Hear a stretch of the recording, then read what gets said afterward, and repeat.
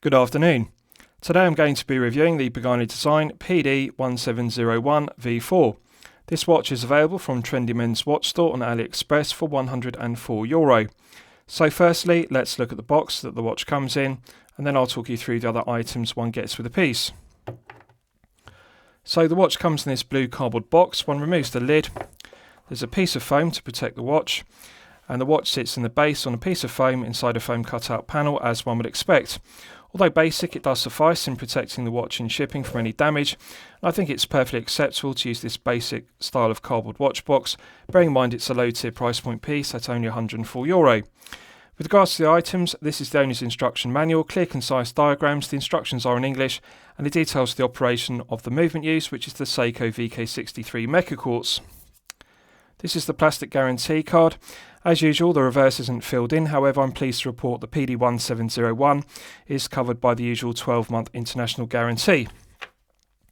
One also gets this nylon NATO strap, stainless steel hardware throughout, brush satin finish, nice heavy gauge to the two keepers, no sharp edges. The two keepers are stitched either side to prevent them sliding out of position. Good heavy gauge to the buckle and tang, and nice attention to detail because the buckle is laser etched with the Pagani design logo and also Pagani design shield. So good heavy gauge to the buckle, as you can see, brush satin finish throughout and no sharp edges to it.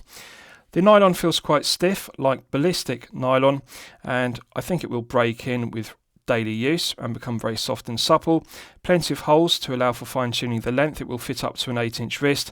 Around the holes are welded to prevent them fraying, and also the end of the nylon NATO strap is also welded to prevent it fraying. So it's good quality nylon NATO strap, nice weave to it, and I like the contrasting grey stripes which run through the black fabric. And lastly, one also gets this Pagani designed branded microfiber polishing cloth. I always think it's a nice touch to get a branded microfiber polishing cloth, irrespective of the price point of a piece. So, with regards to the specifications of the piece, this is the Pagani design PD-1701 V4. So, what's different with the V4? Well, Pagani design have updated the dial. They have deleted the date complication, which was present with the V3, and as you can see, this is now a no-date version of the PD-1701, which is a Speedmaster Homage. Similar proportions to the Speedmaster, we have a 42mm case diameter. We have a 47mm lug-to-lug measurement, a thickness of 13.7mm, and a lug width of 20mm. The bracelet tapers from 20mm at the lugs down to 18mm at the 2-button push clasp. The 2-button push clasp is signed to a good standard with Pagani design engraved. Nice foam resistance to the 2-button push triggers. Solid milled 316L grade stainless steel interior, brush satin finish to the top side, underside and flanks. No sharp edges to the milled clasp. However, there is room for improvement because if you look closely at the brush satin finishing, you can see there are some marks on both halves of the milled clasp, and I really think they could improve upon the brush satin finishing. Although it does have a nice luster to it, it's a disappointment to see marks on the clasp on a brand new piece. Now the clasp does have an extension link, as you can see. Unfortunately, it's this abhorrent pressed stainless steel extension link which is unfinished. I think they should upgrade this to a solid milled extension link, alternatively delete it, because at this price point, €104, one would expect a solid milled extension link. But having said that, it does snap into the body of the clasp with a nice positive click, and it does deploy with a nice positive click as well, so it does work to a satisfactory standard, although it is a clear cost-cutting measure using a pressed stainless steel extension link rather than solid milled. With regards to the micro adjustments, as always I'm going to be critical of the clasp only having 3 micro adjustments. I would like to see 4 because that would better allow for fine-tuning the length of the bracelet to get the perfect fit. 3 isn't enough, although it is acceptable. With regards to the edges of the clasp, nice bevel to the edge, which is mirror polished to a good standard, no sharp edges and no sharp corners, so it is finished to a good standard. Beautiful luster to the brush satin finishing, and the quality of the engraving is also very good. So with regards to the rest of the specification, we have a double dome sapphire crystal. Now the negative of the double dome sapphire crystal is there is no AR coating on the underside. And this PD-1701 V4 really does need AR coating. I'm very disappointed that Pagani Design haven't updated the V3 to this V4 by introducing AR coating, because as you can see, when I tilt the piece at an oblique angle, there is a lot of glare and highly reflective nature to the underside of the sapphire crystal. It's a very shiny and reflective piece, and really AR coating is a clear cost-cutting measure. I really think at this price point it should have it. They have introduced it to other models as per the PD-1692 and PD-1733, which are the Explorer, Air King and Milgauss homages respectively, and they are at a similar price point, so Pagani Design are capable of doing it at this €104 price point, and I really think the V4 should have had it. With regards to the symmetry of the dial, it has improved because they've deleted the date window, the date complication between the 4 and 5 o'clock indices on the dial. I think the dial looks better without the date complication. However, this is subjective. Some collectors do like the date complication on the V2 and the V3. I personally think the V4 looks better without the date complication. Nice symmetry to the 3 subdials at 9, 6 and 3 o'clock, and I like the contrasting black colour of the subdials, which contrasts with the meteorite textured finish to the dial. Now, with regards to the dial, again, this is subjective. Some collectors will like the meteorite finish to it. I personally dislike meteorite finish dials. I think that this white dial would have looked better if it were flat matte white. Without a textured finish, I think matte white would have looked better. Yes, it does add interest to the dial, but unfortunately, due to the lack of AR coating and the crystal being very reflective, it is actually difficult to see the textured meteorite finish to the dial, although credit where credit's due, Pagani Design have done a very good job of the finishing to the dial and also the polishing to the applied indices. So the symmetry is good, the legibility is good despite the lack of AR coating. They've made the correct decision by making the hands black rather than silver mirror polished, and also by making the subdial hands white. The white subdial hands contrast very well with the black subdials, and also the black hands, which are pencil style, contrasts very well with the meteorite white dial. So I think it would look better with a matte white dial, but the meteorite white dial is very aesthetically pleasing. The applied indices are very well finished, well proportioned, although I prefer the white printed indices used on the V3, which has the matte black dial. So it's a clearly legible dial, the symmetry is good, and I like it without the date complication. With regards to the bezel insert, it's ceramic, and they've done an excellent job of infilling the tachymeter scale and the Arabic numerals on the ceramic bezel insert with white paint. Nice glossy finish to the ceramic, and of course ceramic is more hard and scratch resistant than using aluminium as per the Speedmaster, which this is an homage to. The bezel is nicely finished, solid 316L grade stainless steel.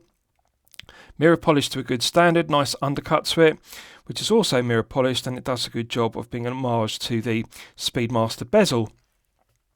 With regards to the bracelet, this is the main negative of the watch. It's good to see female pivoted end links. They do articulate very well, and they do give a nice snug fit to the wrist. But unfortunately, there's a lot of play.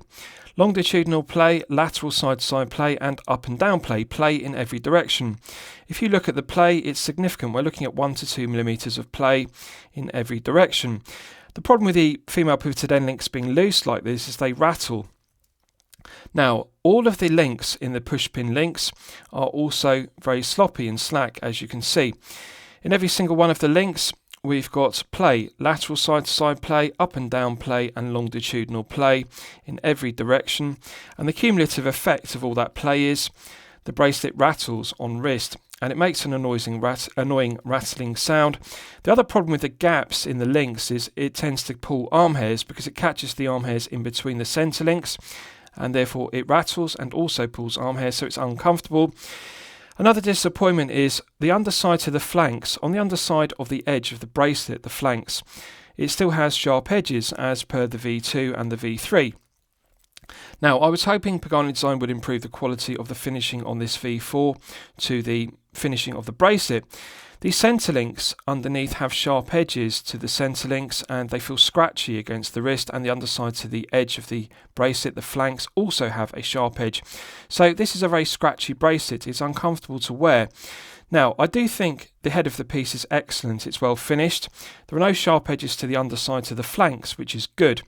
But it's a shame they can't do the same level of finishing to the head of the piece on the bracelet and deburr the flanks and also the centre links to make them smoother and more comfortable, and that's a real disappointment. So it rattles, it's very loose, it's very sloppy, and also it catches arm hairs, and it's scratchy because of the sharp edges to the centre links and the edges. So there is room for improvement on the bracelet. Yes, it does look aesthetically pleasing. It does a good job of being on a homage to the Speedmaster bracelet because it does have very similar 5 links, and we have of course got the mirror polished centre links. And the profile is oval, so the links do look very similar to a Speedmaster bracelet, but there's just too much play in it, and I really dislike the fact that it rattles. So, with regards to the crown, it's a coin edge finished crown, solid 316L grade stainless steel, mirror polished cap, and as you can see, embossed to a high standard with the Pagani design shield. So let's test the screw down crown execution.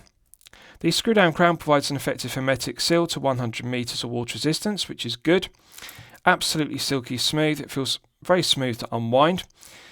Now, as this uses the Seiko VK63, it still has the date wheel present beneath the dial, so there is a phantom date setting position. In the first click position, one can feel the quick set complication of the date clicking over. So that's something to bear in mind. It does have a phantom date setting position. Putting it out to the second click position hacks the movement, and it's now in the time setting position. If you look closely at the 6 o'clock subdial, you can see the second hand has stopped ticking. So it is possible to set the time precisely to the second. The VK63 Mecha Quartz feels absolutely silky smooth, no friction in the gearing whatsoever, no backplay clockwise and anti-clockwise. There's an immediate response when one rotates the crown clockwise or anti-clockwise, the minute hand immediately moves. So it's a very good quality Mecha Quartz movement made by Seiko in Japan. Pushing it back in, it's got a nice positive click, and that restarts the movement. You can see that the subdial second hand begins to tick around the subdial once again. So let's test screwing it back down. Immediate thread pickup, this is 10 out of 10. Screw down crown execution, absolutely silky smooth. Credit where credit's due, this is something that Pagani Design get consistently right on all their watches, including the 1701. The V1, V2 and V3 also had the same perfect crown execution. This V4 is no exception. Very smooth screw down crown execution. So let's test the chronograph complication. Pushing the top pusher activates the chronograph complication. Nice firm resistance, it's got a nice crisp click to it. I like the firm resistance of the pusher, it feels solid. As you can see, the main chronograph second hand begins to sweep around the dial. Pressing the top pusher again will stop the chronograph, and pressing the lower pusher will make the chronograph hand fly back to the 12 o'clock index on the dial. Perfect. Perfect alignment from the chronograph second hand. Let's just check it again. Nice firm resistance. I really like the firm feeling of the pushers. They don't feel sloppy and loose inside the case. They've got a nice firm spring-loaded action, so they're going to last for a good length of time. As you can see, the chronograph hand ticks around the dial very smoothly. Nice crisp click to it. Pressing the lower pusher also has a nice firm click, and it resets bang on 12 o'clock every time. So that's something I really like about this Seiko VK63. Perfect alignment. So the chronograph works very well. Right, so I'll give you a wrist shot and you can see how it fits on my 8-inch wrist. Now I haven't sized the bracelet, I've simply taken the watch out of the watch box. I have moved the micro adjustment on the clasp from position 3 up to position 1 to tighten it up slightly.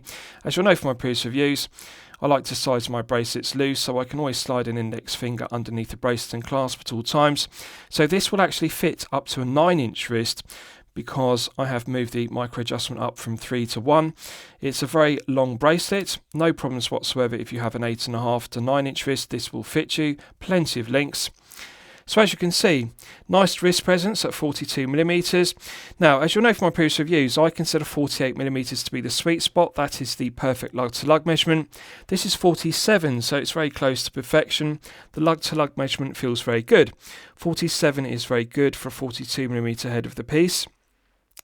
It is large, it does wear with wrist presence, and that's something to note. 149 grams is significant heft, bearing in mind it has all the links in the bracelet. This will be further enhanced if you remove the bracelet and you put it on a leather or rubber strap, or alternatively wear it on the supplied NATO strap, because that will reduce the heft to below 120 grams and therefore make it feel more comfortable to wear for long periods of time. 149 is good for a 42mm head of the piece, but it does feel heavy with all the links in the bracelet. Now, of course, if you have a 6 to 7-inch wrist, you'll be removing 5 to 6 links from the bracelet, and therefore you will reduce it to circa 135 grams. So I would say to you, this piece is best suited for collectors with a larger wrist of 7 to 8 inches. If you have a 6 to 7-inch wrist, you may find the 42mm head of the piece to wear with too much wrist presence, and the 149 grams to be too much heft.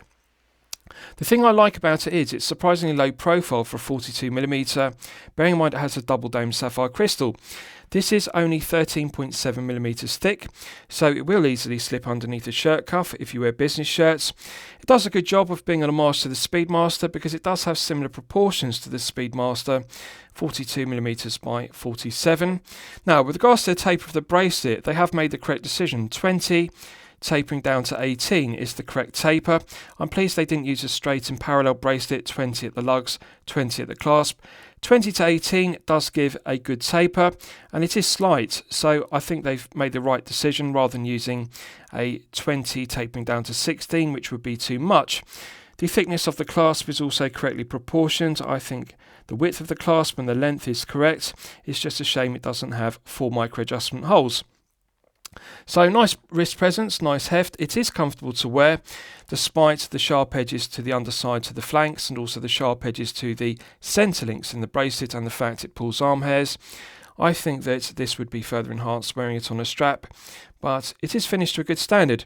Just a shame they didn't use AR coating because, as you can see, we have a lot of glare and it is very reflective with the lack of AR coating, although the ceramic bezel insert is very aesthetically pleasing and it does complement the black pencil hands and the black subdials. Right, so let's do a lume test and we'll see how the lume performs when it's charged up to the absolute maximum. So as always, I'm going to use my 100 UV LED torch to charge it up to the absolute peak. Right, so that's now fully charged, and as you can see, initially it looks okay. They've clearly used C3 Luminova rather than C3 Superluminova, and this is a clear cost-cutting measure, as one would expect with all Pagani design watches. I think they should increase the retail price by €5 and upgrade to using C3 Superluminova, or alternatively BGW9, because that would really enhance the piece. The problem with using these applied stainless steel indices on the dial rather than using printed indices as per the matte black V3 dial is the applied indices don't allow for large areas of lume to be applied on the indices. They just have dots of lume beside the applied indices, and as you can see, the dots of C3 don't really allow for 5 to 6 layers. This is clearly 3 to 4 layers. The pencil hands also clearly have 3 to 4 layers versus 5 to 6. So I think that they should consider printing the indices on the dial, and therefore, as per the V3 and upgrading to Superluminova, they could also add 5 to 6 layers on the pencil hands because that would further enhance it. Now, as you can see, the Luminova is beginning to fade and it will quickly fade to nothing because it's weak. This is really the problem with using Luminova and 3 to 4 layers versus using BGW9 or C3 Superluminova and 5 to 6. So a cost-cutting measure one would expect. I think that they really should upgrade the lume. AR coating and Superluminova are the two main upgrades I would like to see on this V4, and it's a shame they haven't done that. But I would say the lume is okay, bearing in mind this is a €104 price point piece. Right, so let's discuss the movement used. You'll all be familiar with the Seiko VK63, which is made in Japan. It's a reliable, well-proven workhorse mecha quartz movement. It has a stated battery life of 2 years. Now, the 2-year battery life is based upon you using the Chronograph complication for 60 minutes per day. However, in reality, you're not going to be using the Chronograph complication for anything like 60 minutes per day. So it's nothing unusual for a VK63 battery to last in excess of the 2-year stated battery. They can run for 3 to 4 years, typically with daily wear. So I think it's an excellent choice for this piece. It's reliable, it's accurate, the build quality is good, the quality control and the materials. The stated accuracy of the VK63 is plus or minus 20 seconds per month. I want you to consider that for a second. That's not plus or minus 20 seconds per day or per week, that is per month. Better than plus or minus 1 second per day accuracy. So it's an incredibly accurate movement, and it has hacking, which is also very good because one can set the time precisely to the second. Now, the only real negative to it, bearing in mind they have deleted the date complication between 4 and 5 o'clock, is that this still has a phantom date setting position. It has 2 clicks on the crown rather than 1, and that is the problem with deleting the date complication, but they've left the date wheel present beneath the dial. One can feel it clicking over when one rotates the crown clockwise in the date setting position. But this is subjective. Some collectors don't mind the phantom date setting position. I think it looks better without the date complication, no date window between the 4 and 5 o'clock indices on the dial. And I don't mind the phantom date setting position. One can get used to pulling it out to the second click to set the time. So no negatives to the VK63. Accuracy is good, plus or minus 20 seconds per month. I like it's got hacking, and the 3 to 4 year battery life is also good. And the chronograph complication resets bang on 12 o'clock, so it's a very accurate chronograph megaquartz movement. So lastly, I'll summarise the piece. What do I think of it overall? Well, when I'm considering reviewing a watch on my channel, the watch should meet 2 criteria. It should be both excellent quality and excellent value at the respective price point. So this is €104 from Trendy Men's Watch Store on AliExpress currently. Difficult piece to evaluate because really one has to separate it into 2, the head of the piece and the bracelet. What we're looking at €104 is an excellent head of the piece. The build's quality control, finishing to the head of the piece are outstanding. Beautiful brush satin finish to the flanks, flawless mirror polishing to the bevel on the top edge, flawless mirror polishing to the bezel, and also the case back, which is a screw down stainless steel case back providing 100 meters of hermetic seal, is also finished to an excellent standard. So the head of the piece is excellent throughout. However, it's let down by the poor quality bracelet because it rattles, there's play in every direction, it's sloppy, and we have sharp edges on the flanks and also the centre links. So this is a poor quality bracelet on an excellent head of the piece. Therefore, together one would have to say it's good quality and good value. If I were just evaluating the head of the piece, I would say it's excellent quality and excellent value. The bracelet is poor quality and poor value, and it also only has 3 micro adjustment holes and an abhorrent pressed stainless steel extension link rather than solid milled extension link. So too many cost cutting measures and poor build quality on the rattling bracelet. I do think it's worth buying just for the head of the piece. For example, if you buy this watch and you put it on a leather strap, rubber strap or NATO strap, it will be a very comfortable watch and the head of the piece will be very satisfying. So yes, it is worth buying at €104 to get the head of the piece, but really one can discard the abhorrent rattling bracelet which pulls arm hairs because this is very scratchy and uncomfortable to wear. So overall, I'm going to declare it good quality and good value at €104. I'm going to recommend it to you for your consideration, but bear in mind the shortcomings such as the lack of AR coating, the weak Lume and the sharp bracelet. So I hope you've enjoyed my review of the Pagani design PD-1701 V4. Please feel free to post your own comments below the video. Thank you very much.